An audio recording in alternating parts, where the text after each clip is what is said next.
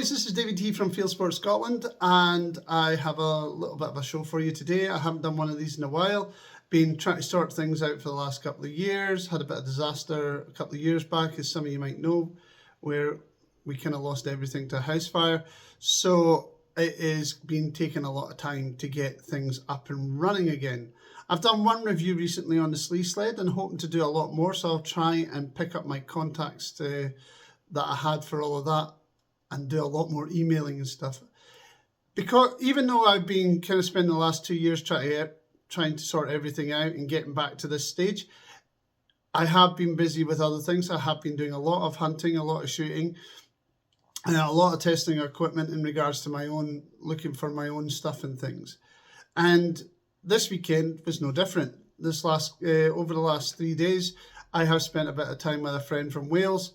He was up with his Hikmicro Alpex and using his Infiry, I think it's a TL19 spotter on top of his TCAT T3243, and we did a bit of day stalking, and I had my 223 out with the Pulsar Digex M450, the original one, not the C50, and we did a bit of a comparison. He had a Leopold Digex scope. You'll see in the video, not scope, IR, laser IR. I had the Wicked Light A5, whatever it is. On again, I'll look out the details and I'll probably put it in the comments.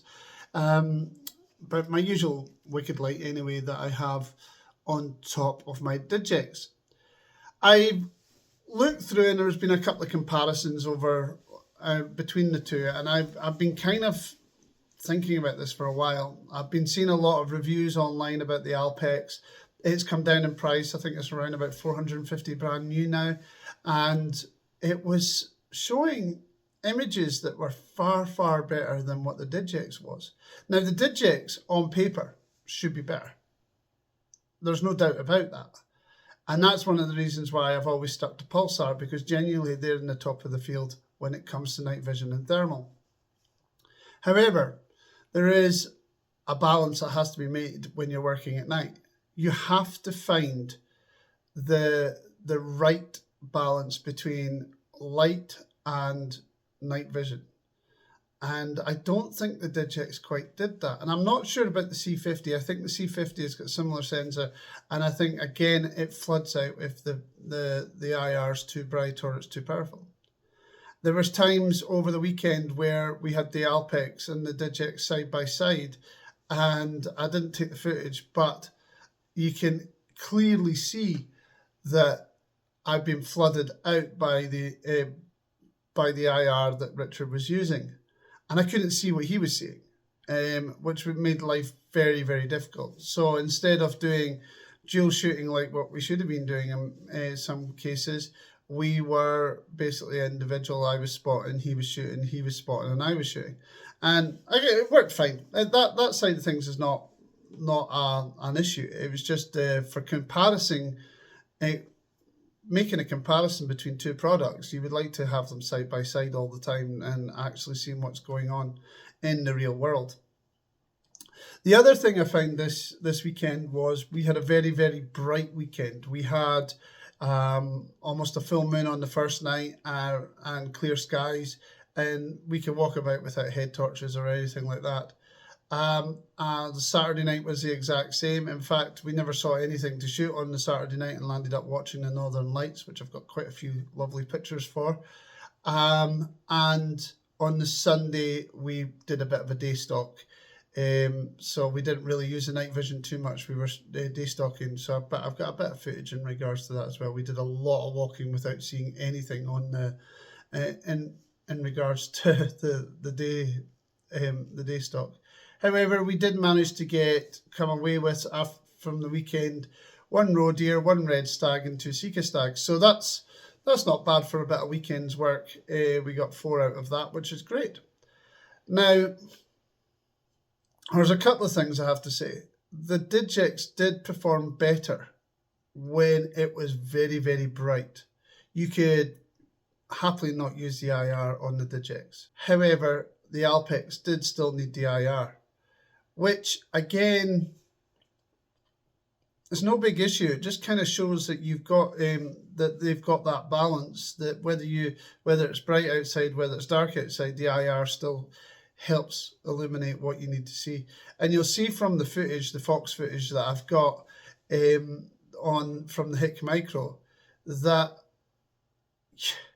it was clear as day. There was you could see outlines and everything. I wasn't getting anywhere near the same image on my Digex, which was really frustrating. In fact, I think that's one of the reasons why I missed the Fox. I couldn't get steady. I couldn't see it properly. I've got footage of that actually. The other thing I found, I guess, and this is not so much something that bugs people who don't record what they're doing, is that the Alpex automatically videos about 10 seconds before and 10 seconds after you take the shot. It's an auto function. Yeah, I think you can set it. I haven't looked into it, and I will try and get a hold of one to actually play with and spend a bit more time doing a comparison with. And it was none of this faffing about. I actually shot a fox from the top of a silage stack. I was on top, not the fox, obviously. And I was fiddling about that much that I forgot to press record. And when you're actually trying to do a job, forgetting to press record is important. When you're... Sorry, no, it's not. I'm trying to think of what I'm trying to say here. Not worrying about buttons is important. So when if you're out foxing, every fox I see, especially coming up to lambing, every fox I see, I want to get it. I don't want to be just letting it pass on by, because I don't know how much time I've got during lambing to deal with problem foxes if things go bad. If the weather turns bad, usually we get snow during lambing. So I try and do as much foxing throughout the year as possible so that I don't have that problem where having to do everything within the first 2 months of lambing. So I don't want to think about having to find where the record button is, or I don't want to think when I'm climbing up onto a hay bale stack or something and I want to shoot a fox, get elevation so I can shoot a fox into a safer area and things. When I went after that fox, I needed to have backstop. I needed to have all sorts. So I looked at my environment all around me, and I wanted to find where the best place and the safest place to shoot that fox from. And I had a silage stack there that gave me about 20 feet of elevation. So it was perfect for me. Now, my thought process is to get on top of that stack and shoot the fox, not to press buttons and press and record, even though I've got I want to do the footage and I want to give you guys what you want to see. I still have a job to do, so the job comes first. With the Alpex, if you do like recording and you do reviews and you do want to do your YouTube channels and stuff like that, it takes all that faff out. In fact, the fox I missed, there was a mixture of all of that. My IR went off. I've been having problems with my Wicked Light where it cuts off every now and again. So I had to tap it to get it to work again. And I'm sure you'll see this in the footage, I couldn't get the record to work. I had the fox coming in fast and I couldn't get the record to work. And when it finally stopped, it stopped about 250 yards and I was shooting off sticks. And that was frustrating. I was wobbling on the sticks, and there was a lot of my error in there, as well as wanting to take footage and wanted to kind of make everything perfect and stuff, and I landed up educating a fox and missing it. And it wasn't far off, don't get me wrong, it dropped probably at its feet at 250 yards, but it was frustrating because that's a fox that I've educated that I need to work on. And I think that's my problem is that I've been trying to do lots of things while when I should be just concentrating on the fox. And then, believe it or not, it was a 200-yard shot on the fox that I shot from the top of the silage stack. And I forgot to press record. I've got footage of me bringing the fox back, but I forgot to press record. But the fact of the matter is that's the way it should be. I shouldn't be thinking about pressing record. I should be thinking about concentrating on shooting that fox. And the Alpex took all of that pressure off Richard. He was able to get footage every time he took a shot. Don't get me wrong, your footage from either the Alpex or the Digex will always be different from what you actually see through the glass. You usually have a better clarity of what's actually going on when you're looking through the glass. But when there's so much going on and you've got buttons to press and stuff, and you don't have time to do stuff, the night vision becomes a bit of a pain in the ass when it comes to the Pulsar. It's easy to use, don't get me wrong, you know what the buttons are easy to get to, but if the record doesn't go on the first time, you have to press it again, and then it sometimes pauses it, and then you kind of having to do little fiddly things to get it to work, and then you have to wait a few seconds to make sure it's recording. It's not the case of just hitting record because it doesn't automatically record. So it could stay up with a wee red dot and it's not actually recording. You have to wait till the timer comes up. And all that goes on while you're trying to shoot a fox. Now, I don't tend to have to do that with deer because generally it's just point and shoot. Usually the deer are within 100 yards. If I've got time to press record, I've got time to press record. If I don't have time to press record, I don't have time to press record. And genuinely, I don't really like recording me shooting deer. I think that's going to be something. I have got a few recordings, but I think that's going to be something that I won't be kind of doing in the future too much, is shooting, showing a lot of me shooting deer at night with the night vision, because genuinely it's still kind of a taboo subject. People don't like folk that have night licenses, and I can understand it, but when you're on a management role, then you kind of have to use all the tools that you've got for when you're reducing numbers, especially as you can walk throughout the whole 1,200 acres of of the estate that I work on and never see a deer the whole day. And then you come out at night and you'll see 4 or 5. So when you need to get the numbers down, you kind of have to use your night licenses. You can't get away with doing day stalking. Another thing I found though about the Alpex is that Richard seemed to need to do his battery, recharge his batteries for the Alpex a lot more than I did. I could have went through the whole weekend with the Digex and not actually have to worry about the batteries. I don't know if that's about usage on how he's using it, because I turn mine off after every kind of, if I don't need it, it's turned off, so I have to turn it on. So likewise, when a fox comes in, I turn the Digex on and wait for that to boot up. It's usually off. I don't sit there with it on standby or sit there the whole time with it on. Think of what else to talk about it, but it was a good weekend. So the first night, sorry, I'm getting a bit dry in the mouth. I'll have a bit of a coffee. Like, you should be having a coffee here as well. So over the weekend, we kind of had Friday night, we went out foxing, did a bit of that. It was really good. Got a bit of footage, had a look at our equipment and stuff like that. You'll see a bit of equipment at night. We got 3 foxes all in all. Richard got 2, I got 1. Got a bit of thermal footage on that, as well as a bit of night vision footage, which is great. You'll see the difference. Over the weekend, we have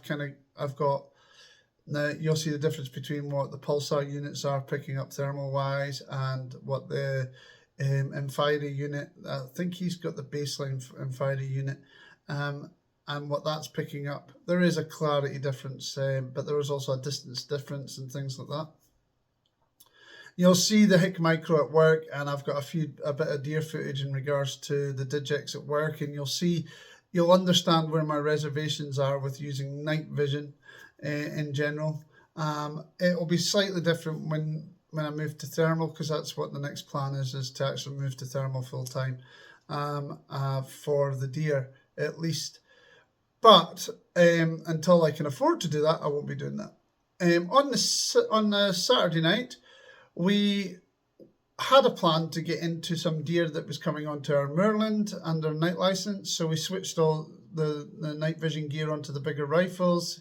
He actually just needed to swap out his load. He went from a 70 grain on for foxing, I think he was using 70 grain Varmageddons, to a 100 grain, no it wasn't, yeah it was 100 grain for deer. We did a bit of kind of zero testing during the day. I don't have footage of that, but we did a bit of zero testing during the day on the Saturday, and we went out on the Saturday evening to see what was coming on in Moor, and we landed up seeing nothing on the Moor at all. We spent maybe 4 or 5 hours watching the Northern Lights. So you'll see I've got some photographs, great photographs of us there. I think Richard's got quite a few himself. He'll probably post on his own Facebook page. If you want to follow him on Facebook, he's under Coco Jenkins. And then on the Sunday, like I said, we done no night work at all. We spent a few hours shooting deer. We went for a walk up a really, really steep slope up through the oak woods on the estate, and then we went onto the moor and we shot a stag, and in one of the woods we shot a Sika stag. Oh, I did on the Saturday night, sorry, was it Saturday? Yeah, I did on the Friday night shoot a roe deer, and we shot a red as well. So we got 2 Sika stags, and we have 1 roe deer and 1 red deer, and we've got a bit of footage for that. So I hope you enjoy the footage. Let me know if there's anything that you want me to kind of review on or look into specifically. You can drop them on comments here. If there are any questions, everybody asked me, like I got while I was out, it was quite strange actually. I don't know if it was like psych, but one of the synchronicity or something, one of the guys who used to be a syndicate member on one of our deer states actually messaged me and asked me if I'd ever done any review on the cheaper thermals, and I had seen through them and stuff like that, and I gave him a bit of advice in regards to thermals, because he's been using Pulsar, and Pulsar are fantastic, but they're expensive, and if you can save £1,000 on a thermal unit, why not? And as my advice to him, and I'll say this to anybody, is that they're all good at the minute. Every one of them are good. They've all got their goods and bad points. Pick what you can afford at the minute. The good thing about it is that thermal prices have come down, and you will get used to whatever equipment that you use. So if it's a low range equipment, I've said this to people in the past because they complain, they go, oh, you did a review on this, but I didn't think it was that great. I was like, well, if you get used to it, you spend a lot of time with it, you will get to grips with it very quickly. You will see differences if you go to better products or worse products. You'll see differences, but you'll get used to what you use. And likewise, I think this gentleman was asking me about the new and fiery scopes, the tube scopes, I think. And he was asking what it is in comparison to the Pulsar units. The Pulsar units, their sensors are great. The millikelvins are far better, but for £1,000 more, you really, to be honest, I would still be going. Me personally, I wouldn't be spending anything above £3,000 on a thermal unit, a standalone thermal unit, unless it's got an LRF and all sorts of bits on it. I wouldn't be spending over £3,000 on a thermal rifle scope. I would concentrate on a spotter before I would concentrate on a thermal scope. If I had no thermal at the minute, and this is my good honest advice, if I had no thermal at the minute, the first thing I would be buying would be a thermal spotter. If I don't have a thermal spotter and a good thermal spotter, I wouldn't be thinking about a thermoscope. And that's my advice on it.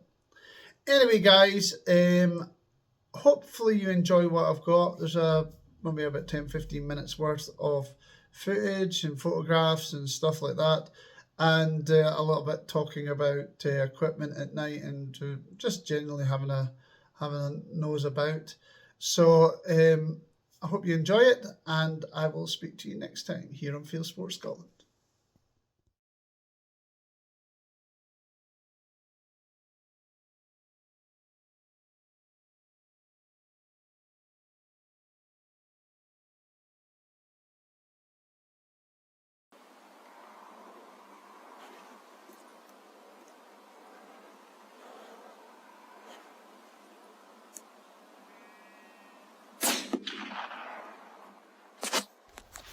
First fox of the night down.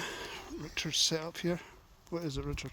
It's a Tikka T3 243 with a Hikmicro Alpex on the top and a DFK IR shooting 70 grain. 70 grain. Well, if you keep, what are you spotting with?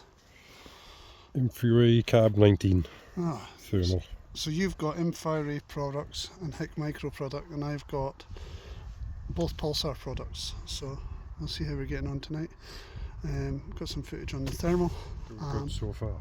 Yeah, doing good so far. We're just out. We've only been out an hour, and the first one's came into the Vixen call. So I'm gonna go down. I'll leave you here a spy, and I'll go and see what we've got.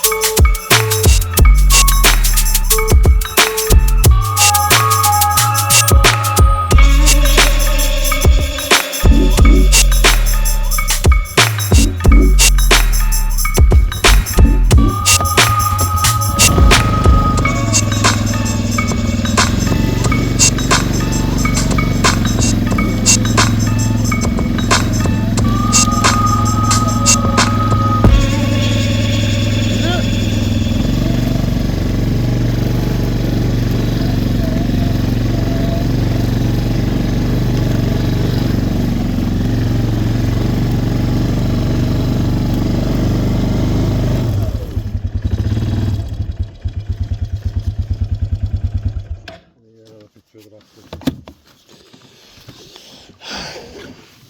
There you go.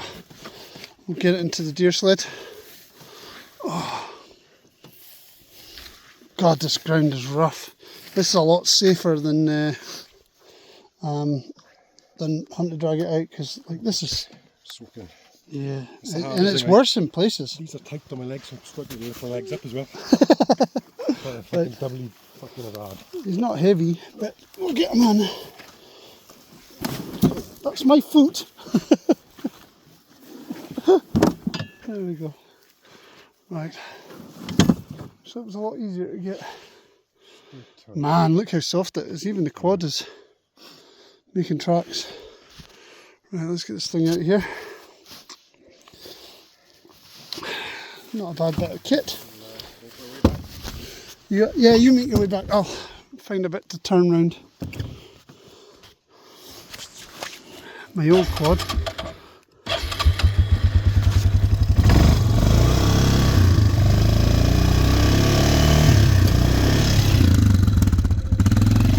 My old quad, it's a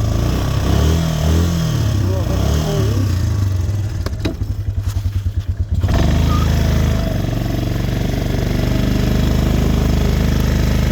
It's not as good as the Polaris on this kind of terrain, but it does the job, because it's better than having nothing. And genuinely having nothing is not fun.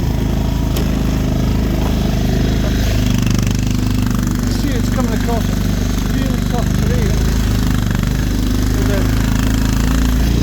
and it's flipping wet.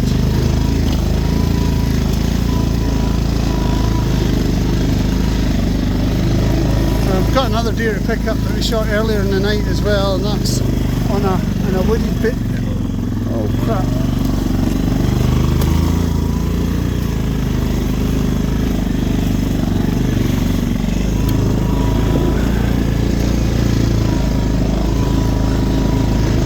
Is that my steep bit to go?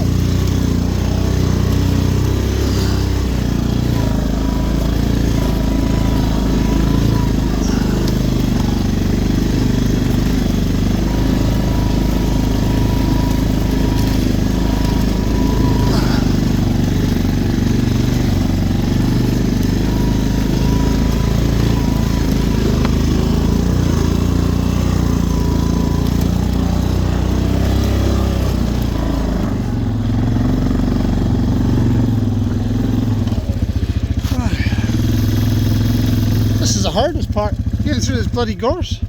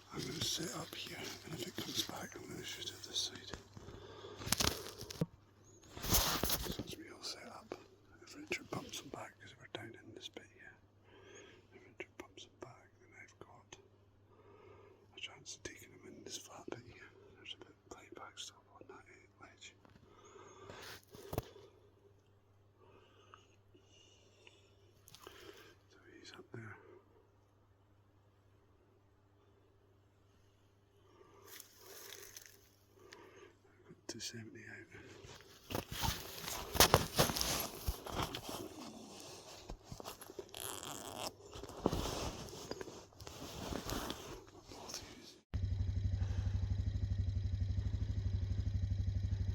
It's cold, it's minus something.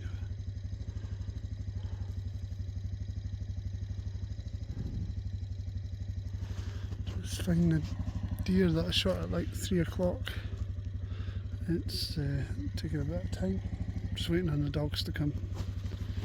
I think it's actually in a hole. A little Sika, I know that much. It wasn't very big. So got the quad bike and around the woods. We'll do a quick video when it's found. So that's the number 2 that we, little spiker Sika. Number 2, I shot this about 3 o'clock this afternoon, so just coming in to retrieve it. As you can see, real thick woodland, thick woodland. So finally found it. A few hours. Start very quick.